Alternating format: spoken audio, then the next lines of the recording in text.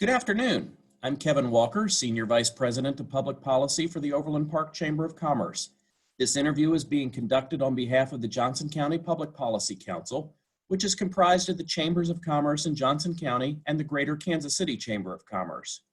Jointly, we host a site, votejoco.com, which is a nonpartisan site where voters can learn more about the candidates for public office. Today, we're with Barbara Bollier, who is a candidate for the United States Senate. And Barbara, welcome. Thanks, Kevin. It's great to be here. Really looking forward to today. We appreciate you taking a little time to visit with us. And let me start by giving you a chance to introduce yourself to everybody and tell us why you're running for the U.S. Senate. Well, thank you, Kevin. And as many of you know, I am currently a state senator representing Northeast Johnson County, and I am a retired anesthesiologist. And a little bit about me, I'm from this area. I've lived in Kansas essentially all of my life, and I am running because I want to bring a voice of reason to the United States Senate. I'm a person who's always worked across party lines. I, as a physician, became a physician because I wanted to improve people's lives.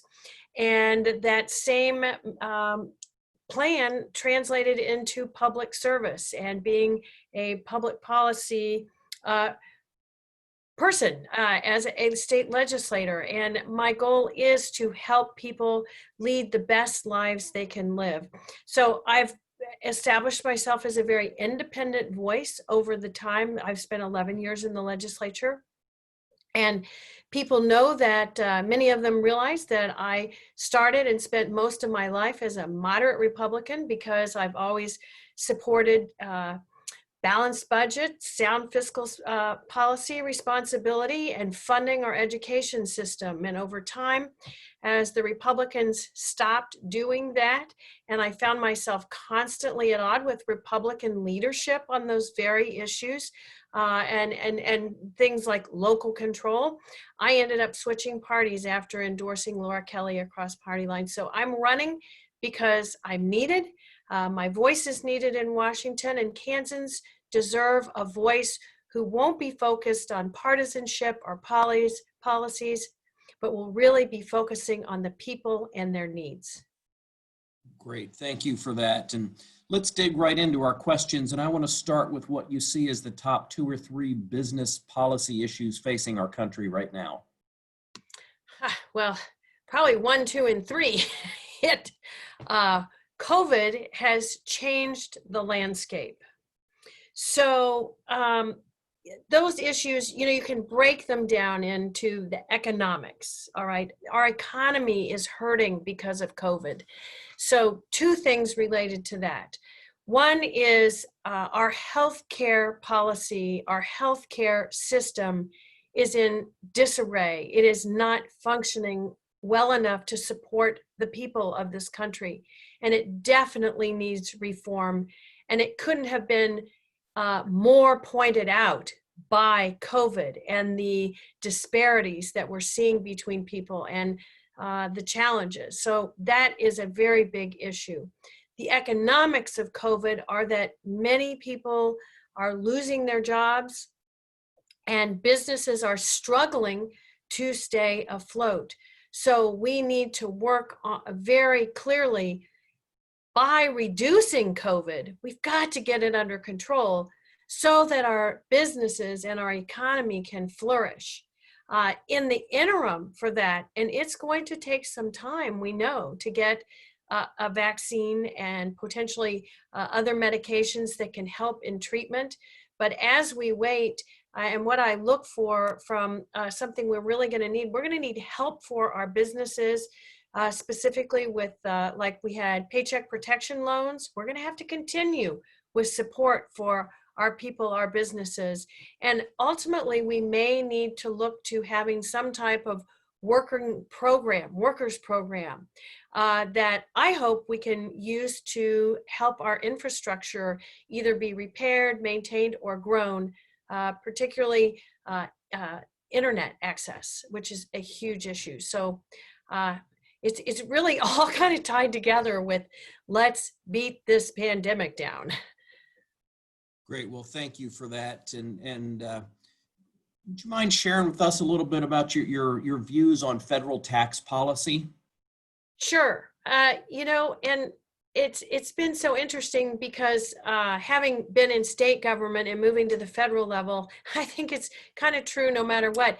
Our tax code is just too complicated. It just and it doesn't have incentives that actually benefit the normal everyday guy or gal in Kansas or our economy. And what I would like to see us do is close loopholes. And we have loopholes for hedge fund managers. We have them for people that end up outsourcing jobs out of the country because it's less expensive. They get incentives to do that. And we have to have a Congress that's willing to come together, no matter the party, work together and really invest in reforming our tax code so that it helps actual Kansas families. Yes, we need to work on reducing our deficit, which is going to be very hard in a pandemic. But our tax code should enable us to then reinvest in things like infrastructure, invest in our schools, invest in healthcare so that all of us have access. So really, really time for some change. Loopholes need to go. Well, thank you. And you've touched on this a little bit already, but I want to dig a little deeper. And what would you propose, if anything, to provide further relief to Kansas businesses that have been impacted by COVID-19 that would encourage recovery and promote economic growth? Well, I'm going to speak to programs after I talk about the very simple things that we can do as citizens in the state to enhance businesses and to help them be open. We have got to wear face masks and we have to practice social distancing, and we know those to be true. And if we all do them, then we're able to go out and be in public and utilize our businesses. And that is so important to us. As far as specific policies, the Paycheck Protection Program, it was kind of like too little too late, and we need to do more. And I heard from business people, one of the challenges with that is that they were very confused about the rules and weren't exactly sure what they did or did not need to be doing. So we need to be very clear in our policy. So we need to simplify. I think we should extend. We're going to have again more money like paycheck protection programs.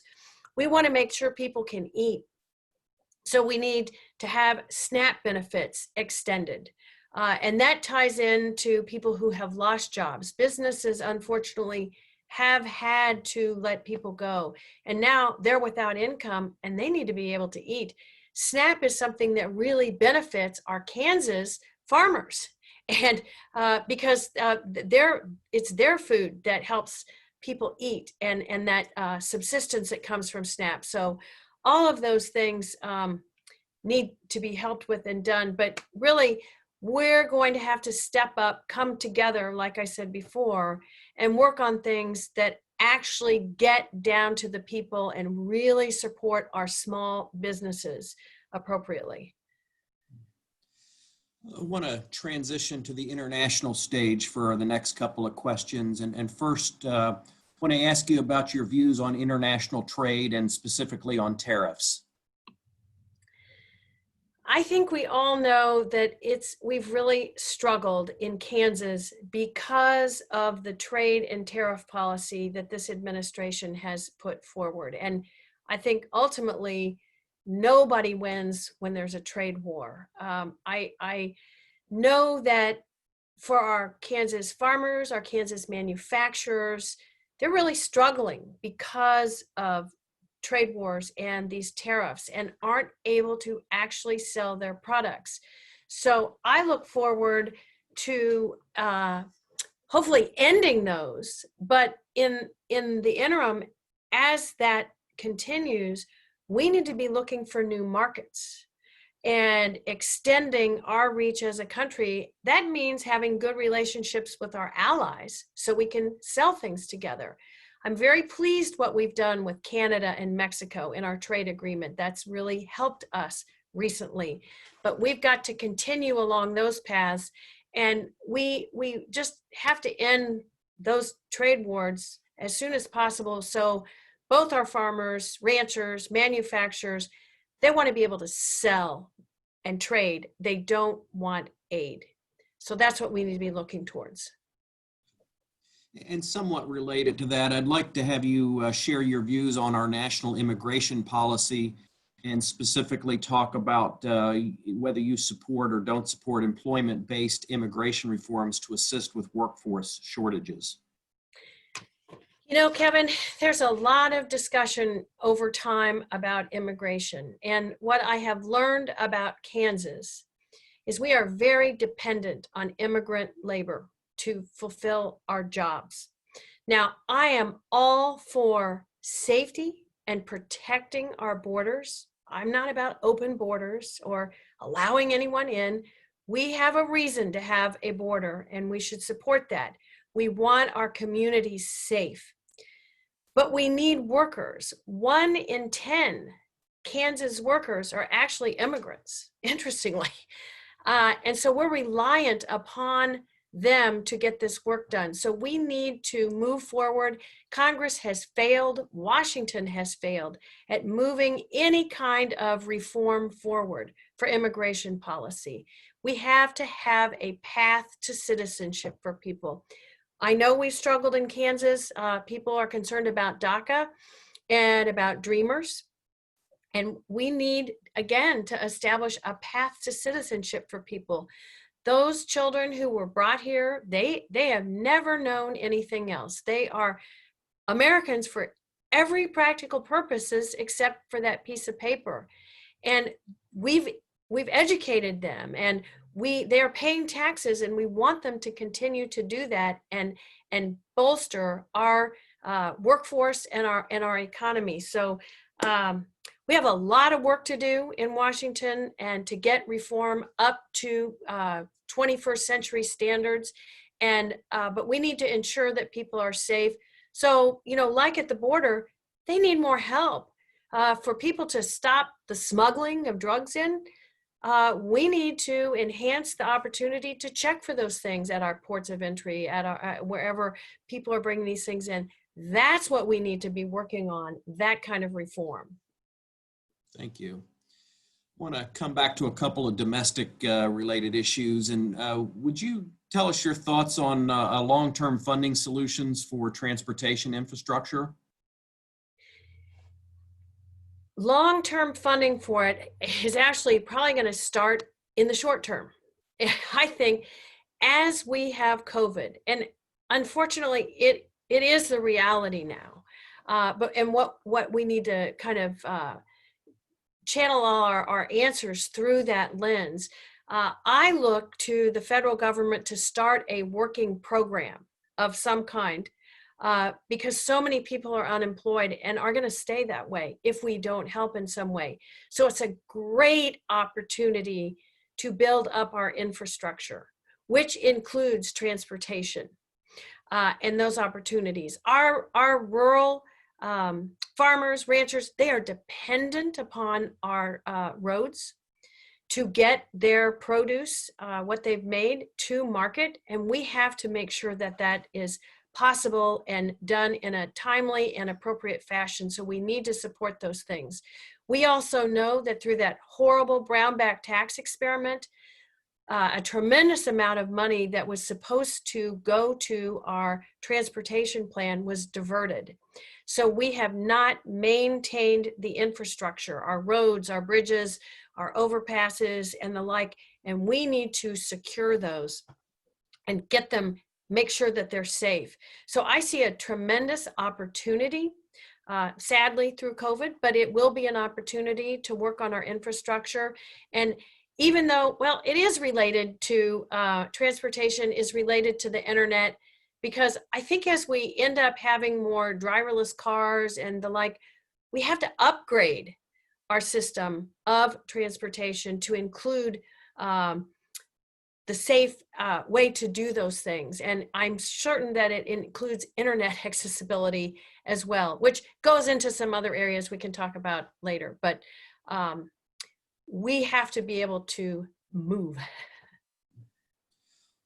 I know you talked about this earlier in our line of questioning, but I'd love to have you share with us your views on the federal government's role in our healthcare system. Huh.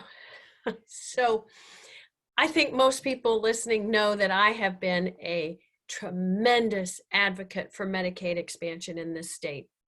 So to build on that, I believe that we should continue with the Affordable Care Act with what is working in it. Things like pre-existing condition protection. That is imperative for us to have our health. Making sure young people can stay on their parents' plan until 26. Those very positive things about this, and ensuring that people have certain basic healthcare needs met through insurance. That's why we have those protections, and we need to continue with that. But it's not perfect. It hasn't necessarily brought costs down. So I support a public option buy-in that we need to develop that may be like Medicare. It may be based on Medicare. It may be called Medicare X or Medicare Y or not even Medicare, but something so that people have an affordable access point into our system. But I do not support mandating healthcare for all through Medicare for all. That a mandate will not work. I do not support it. Too many people like their private health insurance and their plans and want to continue with that, and I support that. Ultimately, over time, making sure by having that Affordable Care Act, we will then have Medicaid expansion. And I want to be very clear, all of my opponents want to end the Affordable Care Act. They want to not expand Medicaid. And that is hurting our rural citizens tremendously because their hospitals are on such tight lines they can't succeed. And even our suburban and urban hospitals are struggling because they have to give away so much care for people who could have been covered by Medicaid expansion. Not surprisingly, I could spend a lot more time talking about this. It's why my expertise as a physician is so desperately needed in Washington, because I know these systems as a practitioner, as a consumer, and as a legislator, having spent the last 11 years helping with healthcare in our own state, just specifically. So I really look forward to getting to the table and again, working together to move healthcare reform so that people have affordable and accessible, but quality and safe healthcare. Well, I appreciate your answers to those questions. And my final question is, I'd like to ask you what you believe distinguishes you most from your opponents in the race.